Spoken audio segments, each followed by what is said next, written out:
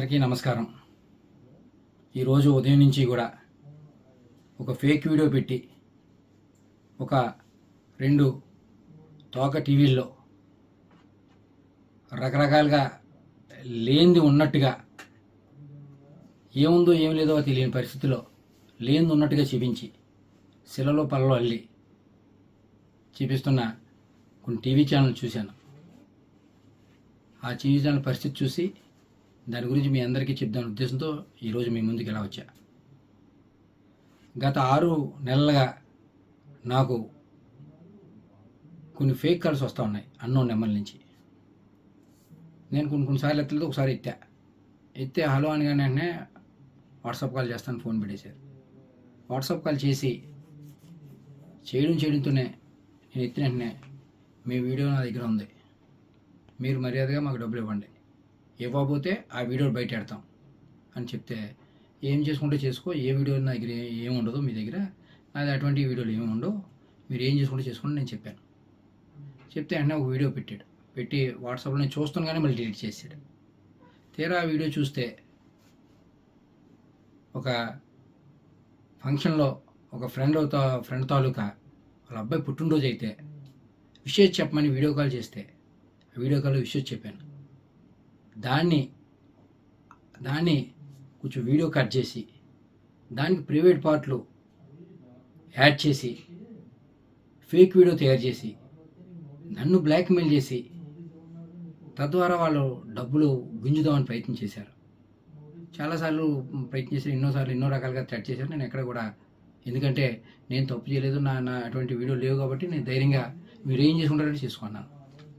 అలా చాలాసార్లు చేసి ఇంకా ఎటు నేను లొంగపోవడంతో ఒకసారి ఫోన్ చేసి, సరే ఏదో తప్పు జరిగిందండి, ఇంకెప్పుడు ఇటువంటి చేయం, మీరు మాకు కొంచెం హెల్ప్ చేయండి, ఇక్కడితో ఇది వదిలేస్తాం, ఏదో తప్పు రేటో చేసాం, మాకు మా వాళ్ళకి బాగాలేదు, హాస్పిటల్లో ఉన్నారని సాయం చేయమంటే డబ్బులు సాయం చేశాను.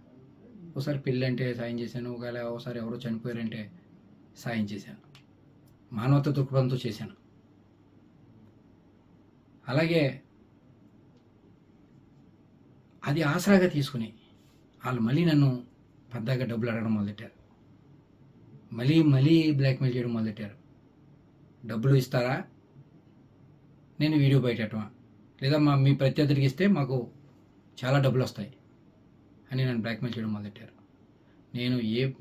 నేను ఎటువంటి నాకు సంబంధం లేనివాడిని, మీకెందుకు డబ్బులు ఇవ్వాలి, నేను డబ్బులు ఇవ్వను, మీరు ఏం చేసుకుంటారో చేసుకోండి, అవి కూడా మానవతా దృక్పథంతో మీరు అడిగారు కాబట్టి మీకు ఇచ్చా,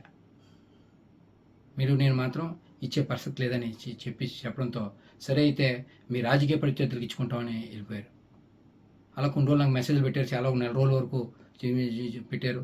సుమారుగా 6 నెలలు నాకు నరకం చూపించారు, చాలా రకాలుగా వేధించారు, ఎన్నో రకాలుగా ఇబ్బంది పెట్టారు. తర్వాత నేను ఎప్పుడైతే ఏమన్నానో మీ ప్రత్యర్థులకి ఇస్తామని అన్నట్టుగానే ఆ వీడియో పట్టుకెళ్ళి ప్రత్యర్థులకి ఇచ్చారు, మా రాజకీయ ప్రత్యర్థులకి. ఆ ప్రత్యర్థులందరూ కూడా సోషల్ మీడియాలో రకరకాలుగా ఆ ఫేక్ వీడియోని, ఏదైతే డీప్ ఎడిటెడ్ ఫేక్ వీడియో, ఆ ఫేక్ వీడియోని అందరూ వైరల్ చేయడం, కొన్ని టీవీ ఛానల్లో అదే దానికి చెలలో పల్లలో అల్లించి చూపించడం, ఇటువంటి పరిస్థితులు ఇవాళ చూసాం. అందుకని గతంలోనే నేను జూన్ 1వ తారీఖునే ఇటువంటి నాకు చట్టింగ్ కాల్లు వస్తున్నాయని అప్పటి సీఏ ఒక నెంబర్ ఇచ్చి ఆయన సీఏ గారికి కూడా చెప్పడం జరిగింది. దీని మీద వెరిఫై చేసి నాకు ఫేక్ వస్తున్నాయి, ఎవరో ఏంటని కూడా చెప్పిన వార్లుగా కూడా చెప్పాను. అప్పుడు తర్వాత తదనంతరం ఈ మధ్యకాలంలో బాగా నన్ను వేధించడం మొదలెడితే అప్పుడు వెంటనే నేను మన ఎస్పీ గారికి, ఏఎస్పీ గారికి చెప్పడం జరిగింది. రిటర్న్గా పోలీస్ స్టేషన్లో కూడా కంప్లైంట్ ఇచ్చాను. దానికి సంబంధించిన అన్ని డాక్యుమెంట్లు ఇమ్మన్నారు. ఈ 6 నెలల్లో మాకు వాళ్ళకి జరిగిన ట్రాన్సాక్షన్ ప్రతిదీ కూడా అన్నీ కూడా పోలీసు వాళ్ళకి సమర్పించాను. దాని మీద ఎంక్వైరీ చేసి తగు న్యాయం చేయమని కోరడం జరిగింది. నిజం ఇవ్వాలి కాబట్టి రేపన్నా తెలిసింది. ఖచ్చితంగా భగవంతుడే ఉన్నాడు. మీ అందరినీ కూడా మీడియా పరంగా మీ అందరినీ ఒకటే కోరుతా ఉన్నా, ఎందుకంటే ఇలాగా ఇటువంటి ఏదైతే ఈ టెక్నాలజీని వాడి చాలామందిని ఇబ్బంది పడే పరిస్థితులు గతంలో చాలా చూసాం మనం. ఇవాళ నేను బాధితుడిని. నాలాగా ఇంకొక బాధితుడు ఎవరో కూడా బారిన పడకుండా ఒక ఫేస్ యాప్, ఒక ఇలాగ రకరకాల యాప్లతో అందరినీ వేధించున్న పరిస్థితి.